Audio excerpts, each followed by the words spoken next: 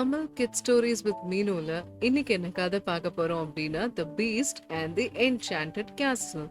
மந்திர கோட்டை. ஒரு அழகான ஊர் இருந்துச்சா. அந்த ஊர்ல ஒரு கோட்டை மாதிரி ஒரு வீடு இருந்துச்சா. அந்த கோட்டையில ஒரே ஒரு அரக்கன் மட்டும் இருந்தானா. அந்த கோட்டையே பார்க்க ரொம்ப மர்மமா இருந்ததா. அதுல ஒரே ஒரு பொண்ணு அங்க போனாலாம். ஏன் அப்படின்னா அவங்க அப்பா அந்த சைடா போய் தொலைஞ்சு போயிட்டாராம். ஒருவேளை அந்த கோட்டைக்குள்ள போயிருப்பாரோ அப்படின்னு நினைச்சிட்டு அவ அந்த கோட்டைக்குள்ள போனாலாம். அங்க போய் பார்த்தா அவங்க அப்பாவை காணுமா. என்னடா இது, நம்ம அப்பாவை காணுமே அப்படின்னு சொல்லி திருப்பி அந்த கோட்டைக்குள்ளேயே போயிட்டு இருந்தாலாம். போக போக ஒவ்வொரு கதவுலயும் ஒவ்வொரு மந்திரமா இருந்துச்சு அவளுக்கு. திடீர்னு கோட்டைக்குள்ள போனா ஒரு பூக்கள் நிறைஞ்ச காடு வருதா. அந்த காட்டுக்குள்ள ஒரு கொடூரமான அரக்கனை பாக்குறாளாம். அங்க பார்த்தோன்னா அவளுக்கு என்ன பண்றதுனே தெரியலையா. என்னடா அது இவ்வளவு கொடூரமா இருக்கானே, இவன் நம்ம அப்பாவை ஏதாவது பண்ணிருப்பானா அப்படின்னு யோசிச்சுட்டு திருப்பி அந்த கோட்டைக்குள்ளேயே நடக்கிறாளாம். இன்னொரு கதவுல பார்த்தா அழகா ஒரு கேண்டில் லைட் எல்லாம் வச்சு சூப்பரா அந்த அரண்மனையே பார்க்க ஜொலிக்குதான், அவ்வளவு அழகா இருந்துச்சா. சரின்னு போய் அவ ரொம்ப டயர்ட் ஆயிட்டாளாம். ஒரு ஓரமா போய் உட்கார்ந்தாளாம். உட்கார்ந்து என்னடா அது, நம்ம அப்பாவே காணமே, எவ்வளவுதான் தேடுறது, எங்க போனாலும் காணமே அப்படின்னு சொல்லி அவ ரொம்ப சோகத்துல இருந்தாளாம். அப்ப உடனே என்னாச்சு, அந்த கொடூரமான அரக்கன் வந்தானா. உனக்கு பசிக்கும்ல, நீ சாப்பிடு அப்படின்னு சொல்லி அவன் கொடுத்தானா.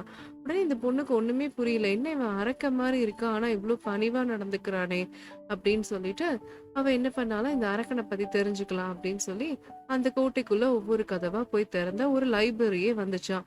அந்த லைப்ரரியில போய் பார்த்தா நிறைய மேஜிக் புக்ஸா இருந்துச்சான். அப்பதான் அவளுக்கு தெரிஞ்சதா இது ஒரு மந்திரை கோட்டை அப்படின்னு, மந்திரம் நிறைஞ்ச ஒரு கோட்டை அப்படின்னு. அப்புறம் ஒரு வாரம் 2 வாரம் அப்படியே அந்த கோட்டையிலேயே இருந்தாலும் அவளுக்கு டைம் போறதே தெரியலையா. அவ அந்த அரக்கனோட நல்லா பேசி ஃப்ரெண்ட் ஆயிட்டாளாம். அப்போதான் அவளுக்கு தெரிஞ்சுச்சா, அவன் ஒரு அரக்கனா இருந்தா கூட அவன் கிட்ட ஒரு ரொம்ப நல்ல குணம் இருக்கு, அவன் ரொம்ப நல்லபடியா பாத்துக்கிறான். சோ நம்ம யார கிட்ட தெரிஞ்சாலுமே அவங்க கூட நம்ம நல்லா பழகி பார்த்துதான் நமக்கு அவங்கள பத்தி தெரிய வரும் இல்லையா. அந்த மாதிரி அவ 1 மாசம் அங்கதான் இருந்தா. அதுக்கப்புறம் அவங்க அப்பாவை கண்டுபிடிச்சோன்னா, எங்க அப்பா ரொம்ப கஷ்டப்படுறாருங்க, நான் அவரை வீட்டுல வச்சு பாத்துக்கிறேன் அப்படின்னு சொல்லிட்டு அவங்க அப்பாவை அவ வீட்டுக்கு கூட்டிட்டு போயிட்டா. அப்போ அங்க ஃபுல்லா அந்த கோட்டை, அவளுக்கு வீட்டுக்கு போகணும்னா அந்த கோட்டையோட நினைப்பு தான் வருது. ஒவ்வொரு கதவுல நம்ம ஒவ்வொன்னா பார்த்துமே அந்த அரக்கன் தனியா என்ன பண்ணுவான், அவனுக்கு யாருமே இல்லையே அப்படின்னு சொல்லிட்டு அவளால வீட்டுல இருக்கவே முடியல. உடனே குடுகுடுன்னு அந்த கோட்டைக்கு ஓடி போய் அந்த அரக்கனை பாக்குறா. அந்த அரக்கனுக்கும் அதே மாதிரிதான், இவளை இல்லாம அந்த அரக்கனாலையும் இருக்கவே முடியல. உடனே பார்த்தா இவ அன்போட கட்டி பிடிச்சு அழுதாளா. உடனே அந்த அரக்கன் மாய வலையில இருந்து வெளியில வந்துட்டான்.